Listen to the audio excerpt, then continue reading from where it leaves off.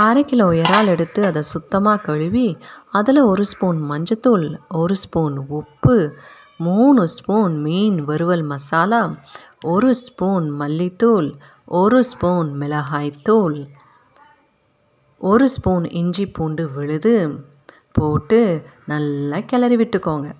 பிறகு அரை எலுமிச்சம்பழத்தை எடுத்து அந்த சாறை பிழிஞ்சு கொட்டையை நீக்கிக்கோங்க. இப்போ மறுபடியும் கிளறி விட்டுக்கோங்க. அரை மணி நேரம் ஊற வச்சுக்கோங்க. ஒரு கடாயை எடுத்து அடுப்பில் வச்சு சூடானதும் செக்கில் ஆட்டின தேங்காயை ஊற்றி நல்லா சூடான பிறகு அதில் ஊற வச்ச இறால் மசாலா கலவையை அதில் ஒன்று ஒன்றா போட்டுக்கோங்க. பிறகு கருவேப்பிலை இலையை போட்டு நல்லா பொரித்து எடுத்துக்கோங்க. என்ன ஒரு அருமையான சுவை! கண்டிப்பாக செஞ்சு பாருங்கள். நன்றி.